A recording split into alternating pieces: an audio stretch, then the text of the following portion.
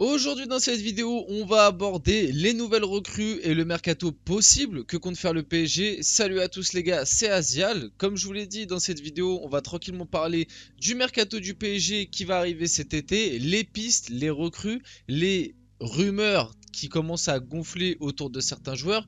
On va voir tout ça, je vais donner mon avis, mais bien évidemment, comme d'habitude, n'hésitez pas avant que la vidéo commence, le petit like, le petit abonnement, le petit partage, ça fait toujours plaisir, ça aide au développement de la chaîne. Surtout que là, je me suis pris 2-3 petits jours, voilà, de off, il n'y avait pas trop d'actu.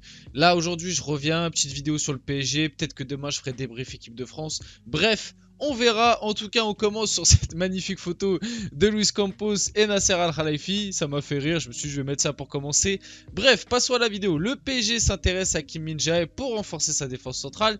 Une clause fixée à 52 millions permettrait au club étranger de le recruter. En juillet, le PSG suit également Pau Torres et Gonzalo Inacio.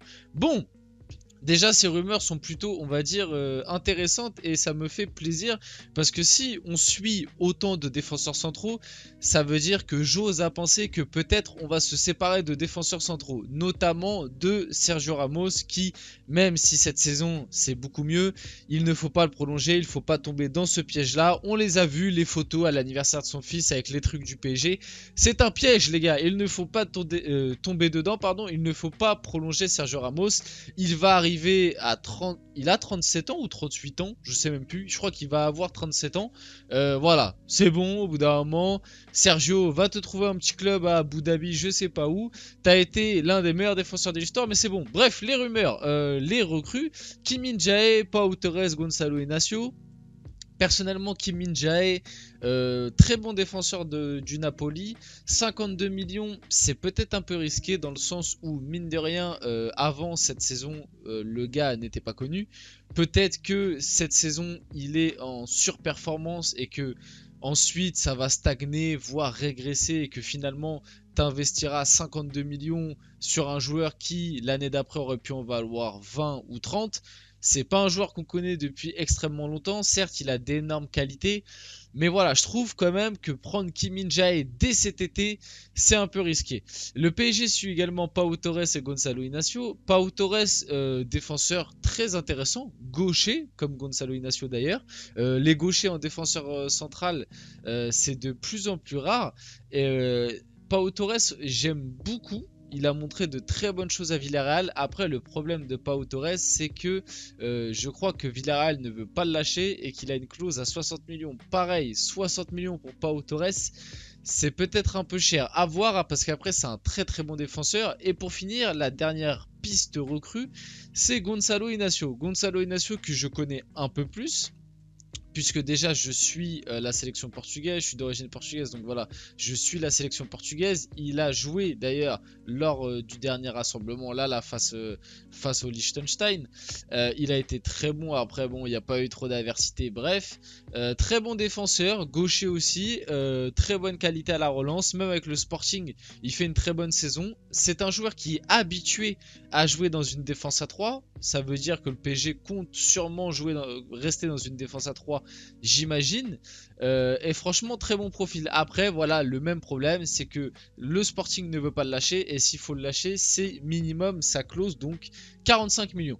En tout cas, les recrues sont intéressantes. Honnêtement, sur ça, rien à dire. Peut-être que le côté financier peut un petit peu, voilà, peut un petit peu bloquer, notamment pour Pau Torres et Kim Min-jae, ce serait 60 millions ou 52. C'est peut-être un peu cher, on ne sait pas, on les a jamais vus vraiment au très très haut niveau sur plusieurs saisons. Bref, on passe à Victor Osimhen. Il ne partira pas pour moins de 150 millions d'euros. Le PSG et Man United sont intéressés, pardon. Mon avis sur Osimhen.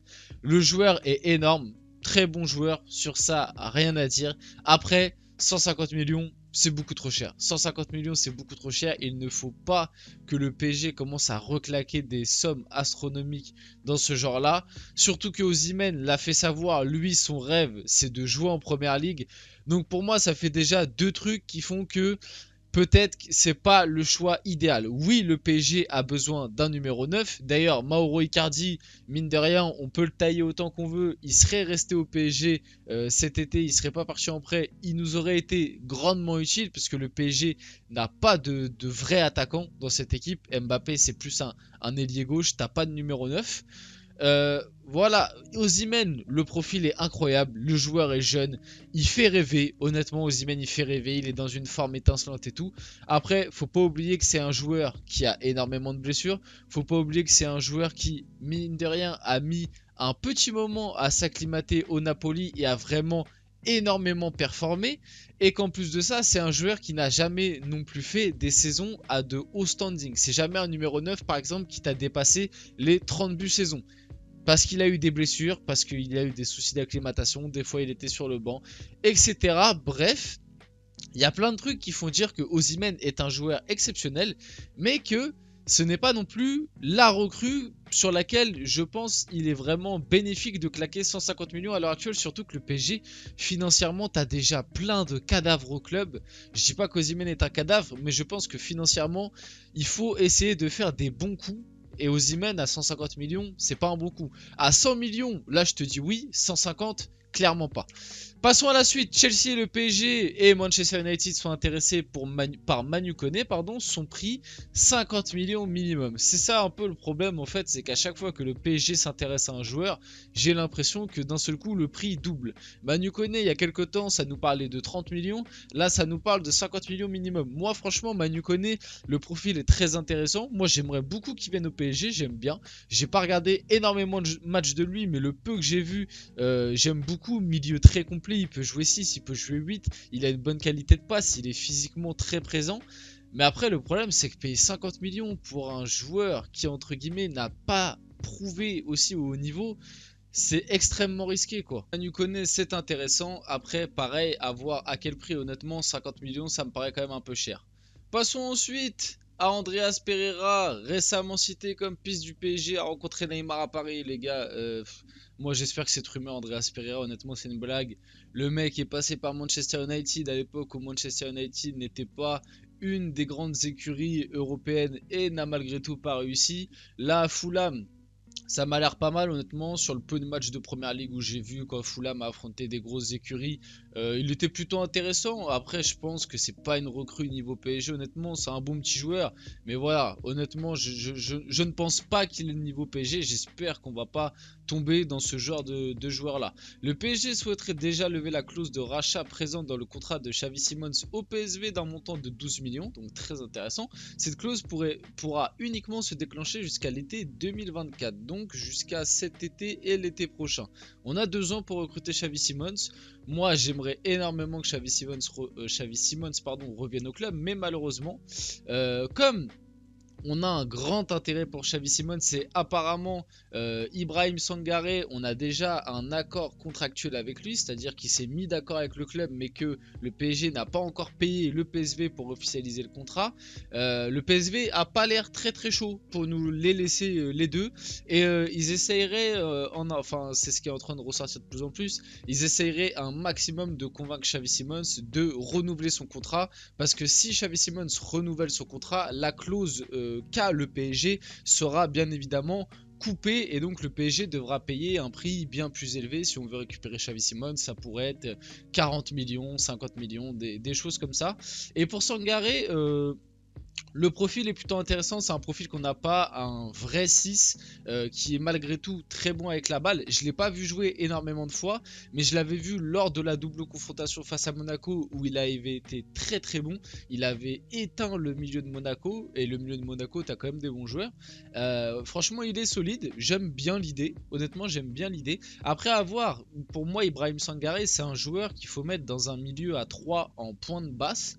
Si on reste en 3-5-2 et que du coup on reste dans un milieu à 2, ou peut-être qu'on jouera en... Enfin si on reste en 3-4-3 plutôt, et du coup on reste dans un milieu à 2, à voir si Sangaré pourra s'adapter. Sinon il faudra passer dans un milieu à 3 en 3-5-2 du coup, mais devant tu n'auras plus que 2 places pour Mbappé et un autre mec.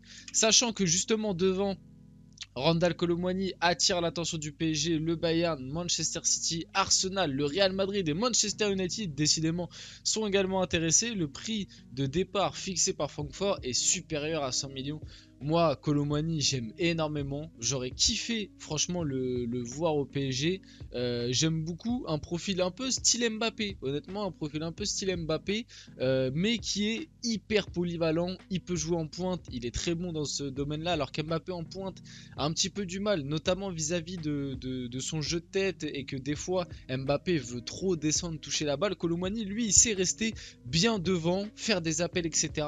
Il sait jouer à droite aussi, donc il est très polyvalent. Il a prouvé à Francfort qu'il pouvait faire des très bonnes saisons, qu'il pouvait porter une équipe, car c'est clairement lui l'homme fort de cette équipe de Francfort, qui a quand même été en 8ème de Ligue des Champions, faut pas l'oublier. C'est quand même une belle performance. Après 100 millions ou plus, et les gars, non, honnêtement, tout Kolo Muani qu'il est, on le kiffe, voilà, avec l'équipe de France en plus, il a fait une finale de Coupe du Monde incroyable, même sa rentrée en demi face au Maroc était bonne, mais plus de 100 millions pour Kolo Muani, sachant qu'il vient d'être recruté libre par Francfort. Il était libre l'année dernière, le mec, hein, quand même, faut se rendre compte. Plus de 100 millions. Non, après quand tu vois tous les clubs intéressés, tu te doutes bien que Francfort, ils sont pas débiles, ils veulent le vendre à un bon petit prix, mais plus de 100 millions, honnêtement, le PSG, il faudra pas qu'il s'aligne, honnêtement. Et pour finir, c'est la dernière info de cette vidéo. Selon le journaliste Fabio Carrezza de Sky Sport Italia, vous avez vu le petit accent, Thiago Motta est le plus en avance pour reprendre le PSG en tant qu'entraîneur. Une rencontre a même déjà eu lieu et ça a été officialisé aussi par un autre média, je ne sais plus lequel c'est. Mais effectivement, il y aurait eu une rencontre entre Campos Nasser et Thiago Motta pour reprendre le poste d'entraîneur du PSG. Alors, qu'est-ce que j'en pense? Est-ce que c'est une bonne idée ou pas? Thiago Motta, on aime énormément. Même ce qu'il a fait en tant que coach, ça a l'air vraiment pas mal. En Italie, il l'aime beaucoup en tant qu'entraîneur. Il a repris notamment la Spezia où il a fait un plutôt bon boulot. Après, je sais pas comment ça s'est fini parce que là, il est parti à Bologne. Et là, à Bologne, ça m'a l'air plutôt pas mal. Après, c'est encore un jeune coach. Le PSG, c'est très compliqué à coacher. Moi, je serais plus d'avis de le laisser encore un peu travailler dans ses clubs, donc Bologne, peut-être un autre club à voir à l'avenir. Après, pourquoi pas, d'ici peut-être 1, 2, 3 ans, ouvrir un projet avec Thiago Motta qui pourrait durer sur plusieurs saisons. Mais à l'heure actuelle, le PSG est trop embourbé pour un entraîneur peu expérimenté, et on l'a vu, Galtier est quand même un entraîneur bien plus expérimenté que Thiago Motta et ça n'a pas du tout fonctionné et on s'est complètement cassé la gueule.